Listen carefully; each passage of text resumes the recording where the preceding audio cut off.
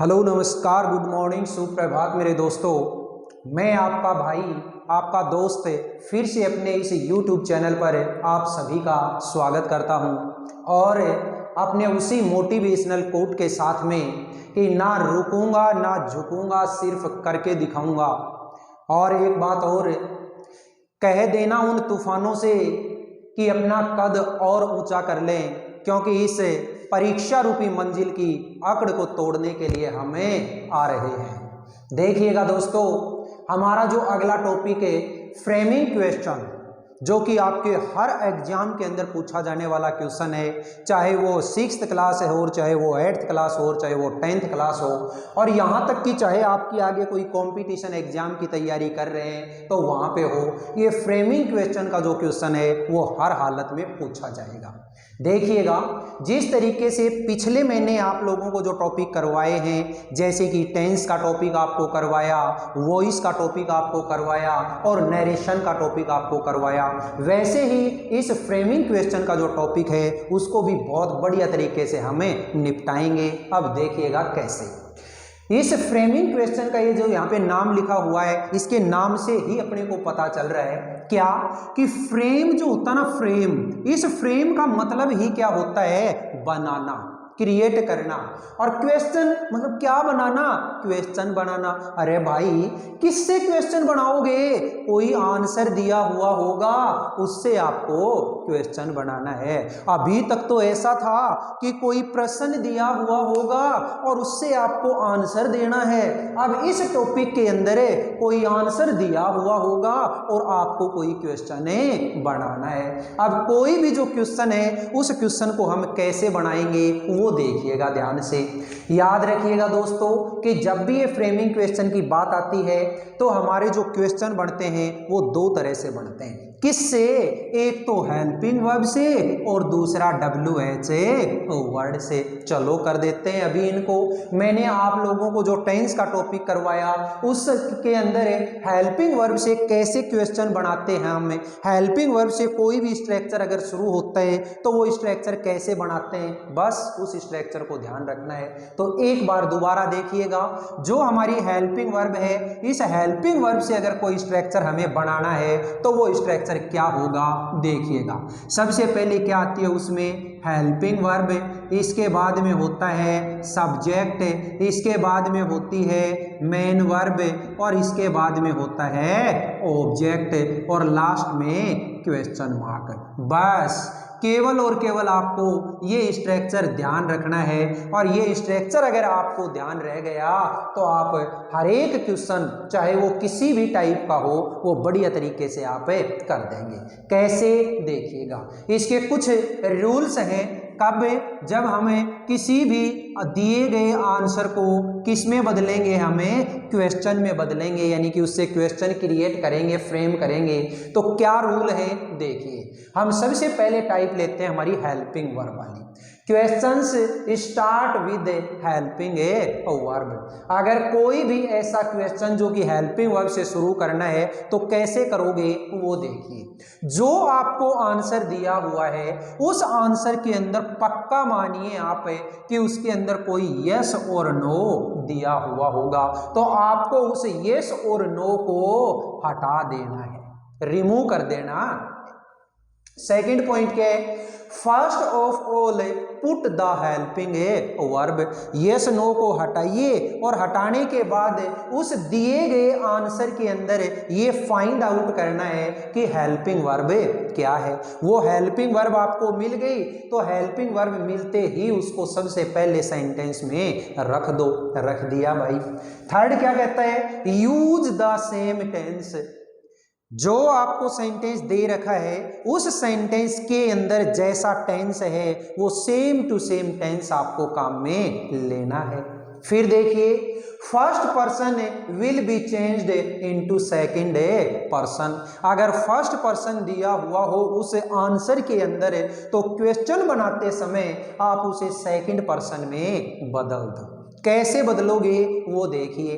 आपको तो केवल और केवल इतना ध्यान रखना है कि अगर आपको क्वेश्चन के अंदर आई एम दे रखा है, आंसर के अंदर है अगर आई एम दे रखा है तो उसको किस में बदल देना दोस्तों, यू आर। क्लियर हो गई बात। अगर आपको इस आई की सेकंड फॉर्म में माई, तो माई दे रखा है तो उसको किस में बदल दो, ई ओवर में। और इस आई की सेकंड फॉर्म में, थर्ड फॉर्म में मी, तो उस मी को किस में बदल दो, यू। क्लियर हो गई बात। इसी तरीके से जो फर्स्ट पर्सन आई माई मी है, तो इस आई माई मी की तरह से ही जो वी होता है हमारा प्लूरल फर्स्ट पर्सन है, उसको भी आपको किस में बदलना है, यू योवर यू के अंदर बदलना है। चलिए अभी चुटकियों के अंदर हम सवाल सोल्व करेंगे, कैसे देखिए। आपको एक एग्जाम्पल दिया, yes I am playing cricket, हाँ मैं क्रिकेट खेल रहा हूं। तो कोई पूछने वाला जो है उसने शायद मेरे से ये क्वेश्चन पूछा होगा, क्या तुम क्रिकेट खेल रहे हो, यही पूछा होगा। तो अब बना देते हैं भाई हम, कोई दिक्कत ही नहीं है। अभी अभी मैंने आप लोगों को ऊपर के जो रूल रेगुलेशन बताए उसके अकॉर्डिंग आपको ये जो यस या नो होता है उसको हटाना है। और इस यस नो को हटा करके आप क्या करोगे, सबसे पहले ये देखोगे कि क्या इस सेंटेंस में कोई हेल्पिंग वर्ब है। मुझे पता चला भाई है, क्या एम। तो अभी अभी यहाँ पे मैंने बताया था कि आई एम होता है उसको यू आर के अंदर बदल देना है। तो जब ये आई एम है इसको मैंने यू आर बना दिया तो मेरी हेल्पिंग वर्ब क्या हो गई, अबे आर। और आर है, उस आर को सबसे पहले लगा दो, ये लीजिए आर। इसके बाद में आई, तो आई को तो मैंने किस में बदल रखा है, यू में, ये लीजिए you. Are you playing cricket, ये लीजिए दोस्तों। और लास्ट में क्वेश्चन मार्क हो गया।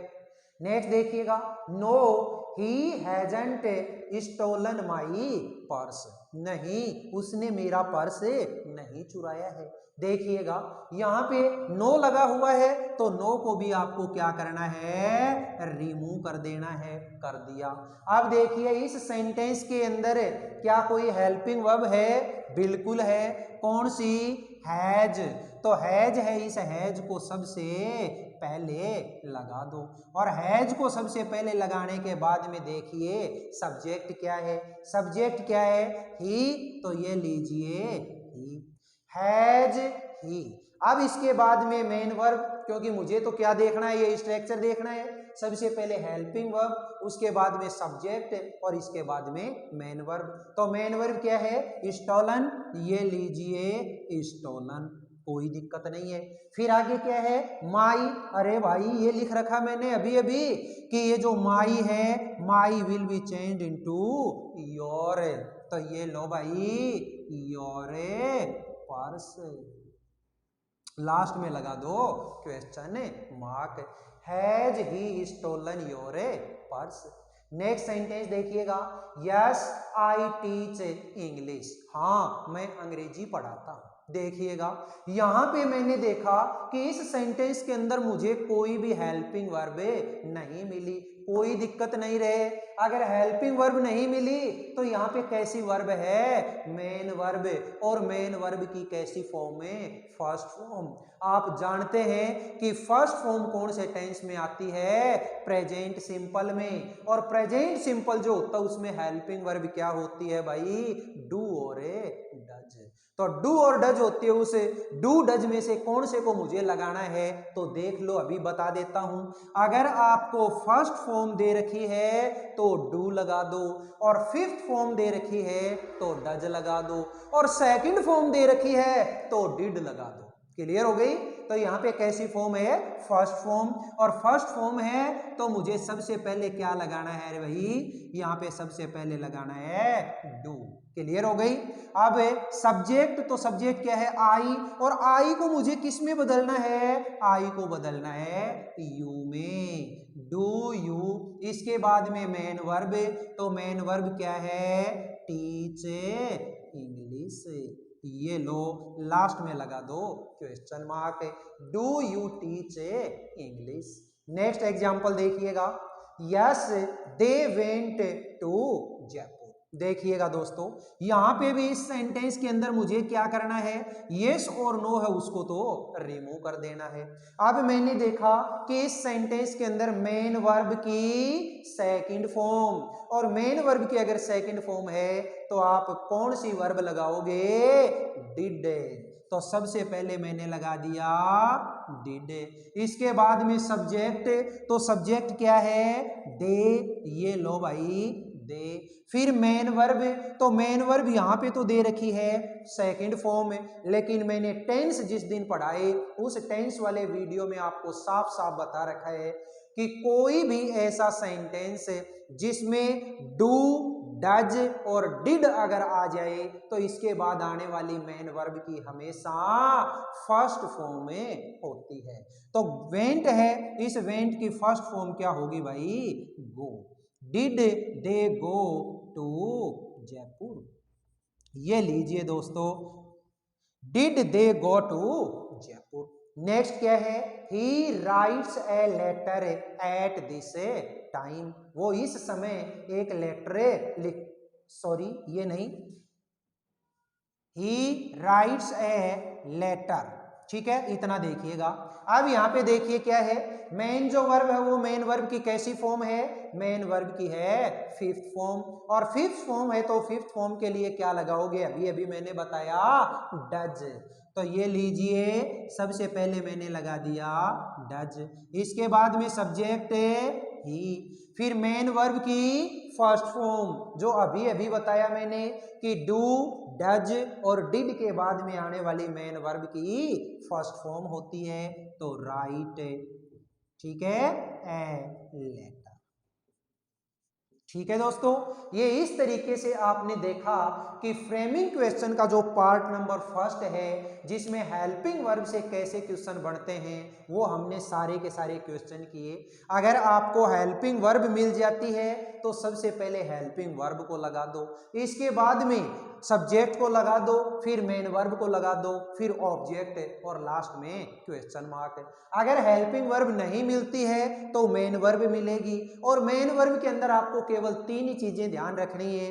अगर फर्स्ट फॉर्म मिल जाती है तो सबसे पहले डू लगा दो, सेकंड फॉर्म मिल जाती है तो डिड लगा दो, और फिफ्थ फॉर्म मिल जाती है तो डज लगा दो। बस ये इतना ही पार्ट है हमारा हेल्पिंग वर्ब से अगर कोई क्वेश्चन शुरू होता है तो, ठीक है। फिर अगले वीडियो में हम देखेंगे कि WH वर्ड से कोई भी क्वेश्चन अगर हमें क्रिएट करना है तो उसको कैसे करेंगे, वो नेक्स्ट वीडियो में फिर मिलेंगे हम। इसी के साथ में आज की अपनी इस क्लास को दी एंड करते हुए आप लोगों को फिर वही चीज बताता हूं कि हमारा ऑफलाइन ट्यूशन सेंटर LLTC जो कि पिलानी में हीरो एजेंसी के जस्ट सामने है, वहां भी आप कांटेक्ट कर सकते हैं, संपर्क कर सकते हैं। फिर मिलेंगे अगले वीडियो में, तब तक के लिए अपने चैनल को सब्सक्राइब करते हुए, वीडियोज को ज़्यादा से ज़्यादा लाइक और शेयर करते हुए, और कमेंट बॉक्स के अंदर कमेंट लिखते रहिए, हंसते रहिए, मुस्कुराते रहिए। फिर मिलेंगे